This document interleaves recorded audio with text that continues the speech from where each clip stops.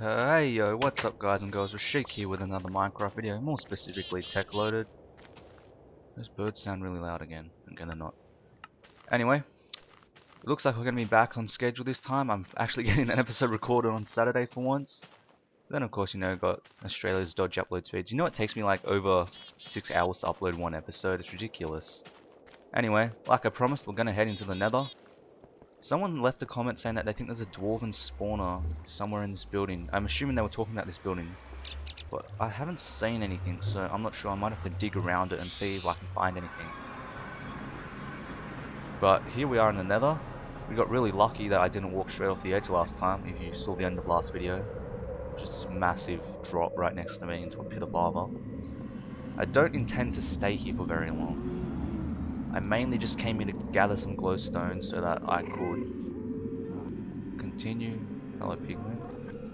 working on our equivalent exchange stuff. And we got lucky and we had a nice big chunk of glowstone right here. Not going to bring my diamond pick into the nether, I don't want to risk losing it. So I just got my trusty iron pick. And a couple of cool things I want to do today with equivalent exchange I think you'll enjoy. And no, my tool didn't just repair, I had another iron pick, and if you didn't know, one of the mods, I can't remember, I think it's convenient inventory maybe, when your tool or stack or whatever runs out that you're using, there's a lot of pigment around, it automatically replaces it with anything else in your inventory if you have any more of that particular item. Some mushrooms down there. This is a very convenient stack of glowstone. I'll need more later on. At the moment I only need like 5 pieces of glowstone. This is a bit overkill, but I'm going to need it later on anyway, so I may as well grab it now. Glowstone's cool anyway. That's about it. Okay. So yeah, like I said, looks like everything's going to be back on schedule now. I finally actually recording this on time. Oh, nearly sprinted off the edge. I've got an episode of Minecraft, my vanilla LP, recorded, so that's going to be up in a couple of days. I got that recorded already, so but I just wanted to get Techloaded up first because it's meant to be out on Saturdays. Although it might be Sunday by the time it actually finishes uploading. It's really creepy in here. I haven't been to the nether for a while. Seems really, really dark. And I am on 60%. Tell me if you guys want me to turn the brightness up a little bit. Oh, jeez. I don't know where the hell that came from. We're gonna go back. I didn't build any protection around my portal, so I can't risk getting it blown up. Let's just leave. We'll come back here later and explore. 2.5 stacks almost of glowstone. That's plenty. I'm probably gonna get sniped by a midget dwarf person as soon as I spawn. Oh no. Nope. Good. I should build a pathway up to my house. It takes a long time to run up there. I think I saw a dwarf. I really hope I didn't. Come on, let me make it to my house. Sweet. And you can see I started replacing some of the dirt with stone bricks, but I didn't have quite enough of that. Still living in our crappy little hut. Sorry. Oh, my throat's a bit sore, I don't know why, I think I'm getting a cold. Got all my diamond holes, with my diamond pick. Just chuck that in here. Okay, so now I need one of my diamonds. I'll just take all of them. I need some redstone. Do I have any smooth stone? No, I had some cooking, that's right. So we're all good in that department. So now what I'm going to make is, I'm sure you all remember the good old Philosopher's Stone. The glorious Philosopher's Stone, which lets you transmutate and change stuff into amazing doohickeys. It also lets you, let me see if it works. Whoa. Okay, that's new. I didn't know it does that. What happens if I press G? Oh boy! Well, that's changed. It didn't used to do that. It used to take whatever item you had the most of in your inventory and place it down. Okay. Well, now you know, guys and girls, if you right click with your Philosopher's Stone, it changes the block. Anyway, for once I'm not actually going to keep the Philosopher's Stone. I am going to turn it into another tool. I forgot to get some obsidian. I think I got some stored in the chest over here. Oh yeah, there it is. And we're going to make a transmutation tablet because ever since the equivalent exchange overhaul, there's been some drastic changes. So if I remember correctly, I want to put my obsidian like that. I can hear a zombie outside. Boom! Transmutation tablet. And you get your Philosopher's Stone back. I can also make a portable version of this, but I'm just going to leave it like in this form for now. So we place this down. I'm really scared that it's going to come through the door. Right click and you will probably recognize this as the old transmutation setup, except it's a bit bigger now. Now the difference with Equivalent Exchange 2, I think we're in version 6 now or something, is that you have to learn an item before you can actually make it, or you can transmute to it. So basically if I take a diamond and I place it on this side, you'll see matter learned. So that means basically if I have enough EMC I can craft a diamond. If I put that in there, learned. Okay, I can't learn that apparently. Learned. That's 1 EMC. And okay, you can see the EMC values of items. And see now I can make some stone and obsidian because those are the only 2 other items that I've actually learnt how to make. So let me see if I put like a pickaxe, I learnt that. Piece of glowstone, learnt that. Everything has its own unique value. That. Now I really hope I can put this in here. Oh damn it. So now I have an extra one for no reason. That doesn't go in either. Now I put that diamond back in. I have 8,192 EMC. This is the stuff that I've learnt. You can't I think you can only transmute fuel into fuel. So these 2 are fuels, these are matter. You would have seen it said fuel off when I put them in. So pretty much now what you have to do is learn every single thing that you ever want to be able to transmutate to. So if I wanted a stone brick, I'm just gonna chuck this into the transmutation table. Now I can transmutate into stone bricks. And basically you have to stick stuff in there over and over and over until you can learn it all. There are also actually there is an item, I forgot what it's called, but if you use it, it will automatically fill your entire transmutation table so you can create anything. But obviously I don't have that, and that takes a lot of time to actually get to. So we're not going to worry about that. So I'm just going to go off camera for a bit and I'm going to try and learn everything that I've got stored up in my chest here. Because it'll be good to have it for later use. And I will see you guys and girls just in a couple of minutes. Okay guys and girls, I'm back. I've pretty much done everything. Just a heads up for those of you who aren't aware of it. You can't actually put in the raw ore. That's kind of hard to say. You have to turn into a bar, and it does work with the other mods items such as tin, copper, silver, etc. But you just have to put it into an ingot before it actually will let you learn it. You can't learn it as an original ore. So basically, the magic of this, of course, is you can turn anything into pretty much anything else. And of course, as you guys know, with my little dwarven infestation problem that I have, that is a pretty big deal for me. I did do obsidian, especially considering now I can make some arrows. So if I let me use a piece of, actually let me use this piece of iron that I have. That should make a few arrows, I think.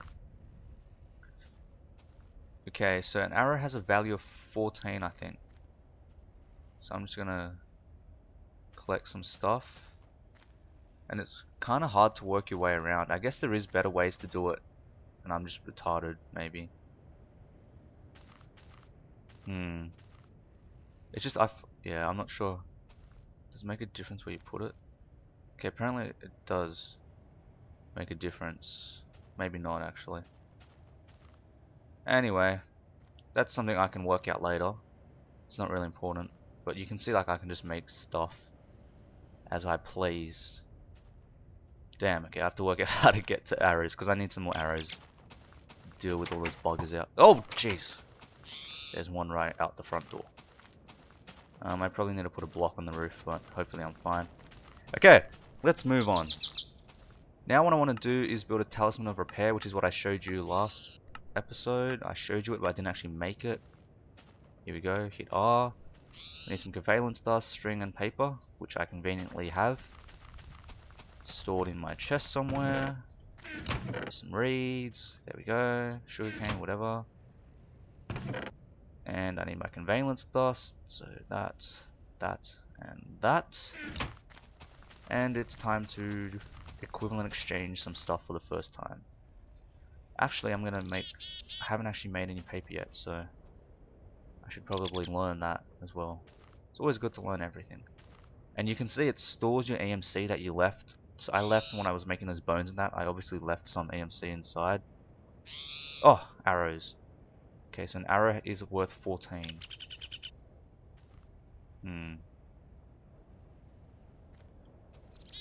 Okay, wait, I have an idea. Let me... Okay, that's not gonna work, is it? Okay, whatever. I got an arrow. Yippee! Back to the crafting table. So I believe it was if you go low, medium, high. Damn it, I forgot to get some string. I'm sure there's string in here somewhere. Yep. Thank goodness I didn't have to go hunt spiders.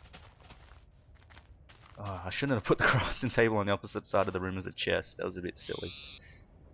String, paper, low, medium, high, and then it's I think just the opposite direction down the bottom. Yep. And we get a talisman of repair. So I can't actually show you how this works because I don't have anything to show you with. But basically if you have a tool or something and you're using it and it's about to run out, just before it breaks, so the use before it breaks, it will take a conveyance dust equivalent to whatever level it is that you're using. So if this iron shovel was about to break, it would take one of these conveyance dust and repair it to max, which is pretty awesome and pretty damn useful. But we're gonna go one better than that. We are gonna get my smooth stone. We need diamonds. We need talisman of repair. We need to learn how to make an alchemical chest, which is made like that. Sweet. So I just need... Oh, I got exactly enough wool. I just need another chest. I need some doohickeys and whatnot. I think I got everything I need.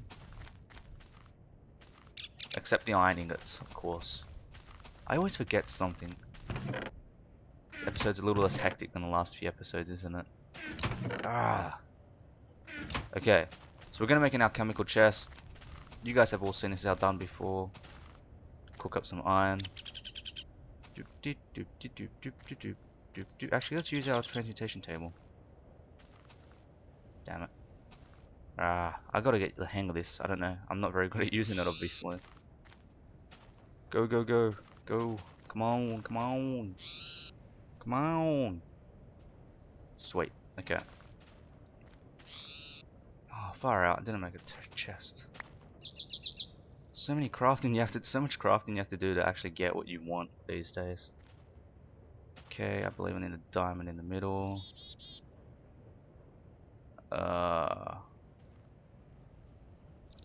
And conveyance dust on top. Are you kidding me? Okay, I'm just gonna make this off camera. Okay, I'm back. So I made my chest, and as you can see, I've also got it set up to make an alchemical bag. You can see down here there's a whole bunch of different colors. All you have to do is use the corresponding color of wool to make it. So basically, each alchemical bag is like its own unique alchemical chest inventory that you can carry everywhere. And it connects to other alchemical bags of that type, and sort of like a virtual storage, I believe, if I'm correct. If I'm remembering that correctly. And what we can do now is, if we put our talisman of repair in here, and if I go find that broken shovel, should work as an example. Actually, I'll use this axe, that should repair faster. Now if I open my... You just right click to open it. If I put my axe in here with the talisman of repair, you can see that it's slowly repairing itself for free. It's not costing me anything to repair. And I can close my inventory, I can just run around.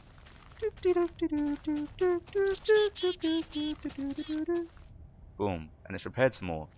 So that's a pretty awesome feature. I may as well just let that axe repair. You can carry around your bags with you. And you can do the same thing with the alchemical chest, but the bag's obviously portable, so it's better. It would have been cool if I could, something I really want to try is if I can actually put a enchanted item into this and see if that repairs, because if that works, you could get like a really cool efficiency, you know, 4 pickaxe, whatever, 5. Can you get efficiency 5? I don't know. Hello, creeper. Oh, he ran away. And you could just continuously repair it. Okay, so I think we're pretty much coming towards time barrier for this episode. I might make one or two more things. Let's do some industrial craft. Let's make a couple industrial craft machines that you've all seen before. So I'll probably make them off camera and just do a bit of demonstration behind that. See you guys soon. Okay guys and girls, so nearing the end of the episode here. Just before I show you the machines that I built, there's one thing I just, when I stopped recording, I remembered it, and it's like a really useful, really amazing part of equivalent exchange that they added now. If you take an item, let's say an arrow, which I was trying to make before, and you put it in this middle circle here, it basically automatically locks the transmutation table so that that item is at the top, so that you can easily find, oh crap, didn't want to do that. You can easily find items that you put in. So say, let's put some iron in here. Actually no, let's not put iron in here. Okay, yeah, we'll just chuck a piece of iron in here. So I've got 260. If I put a piece of, even though you can see it, okay, what's something we can't see? A piece of wood. If I put a piece of wood in here, it comes up at the top. So just something I thought I'd show you guys, I completely forgot about. Anyway, so what machines have I built? I built 3 machines to start with. You'll recognize all of them if you play with the mods or if you watched season 1 of Techloaded.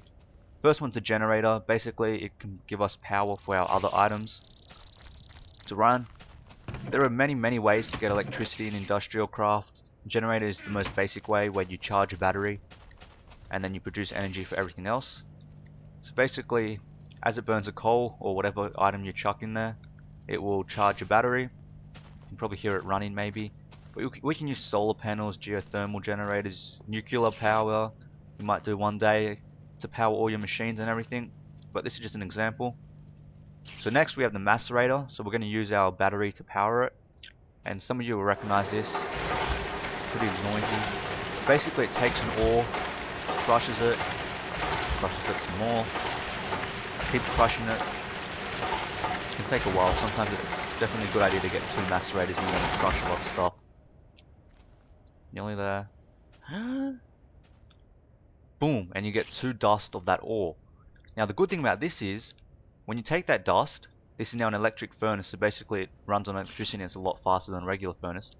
When you take that iron dust, or whatever dust it may be, you can see it's a lot faster than a regular furnace. Each dust counts as 1 ingot. So effectively you double the amount of ore that the amount of iron or gold or whatever item you use. And the last one I got here is an extractor, which basically just allows you to turn your sticky resin. Each sticky resin is now worth 3 rubber instead of 1, and you can also extract rubber out of the wood. And I'll just let that run. So that was going to pretty much be the end of the episode, but I did see one thing when I was sifting through here that I wanted to make. Looked pretty cool. Hope it works. Oh crap, I got my bow charging up in here. You can see I repaired my diamond pick as well. I love that. I love the free repair. It's really cool. And like this. Boom, look at that. I was sifting through and I just had to build it. Oh damn. Unfortunately, I can't use it. So apparently normal arrows don't work. I don't see any bolts. Oh well. That can go for another episode. Can't wait to crossbow some people in there. Oh jeez! That was close. Anyway guys and girls, I hope you enjoyed this video. If you did, please give it a comment, rate, subscribe, all that good stuff. Tell your friends about it. Like I said, should be a new unloaded episode, Vanilla Minecraft, in a couple of days. I'm probably going to go play some Portal, so look forward to that as well. And until next time guys and girls, I love you all. I will see you all later. Okay guys and girls, just one video here for you guys to check out if you want to. Last episode of Techloaded was another hectic episode. Did a bit of running around, did a bit of dying, all the good stuff. So if you want to check it out, there it is. If not, see you guys later.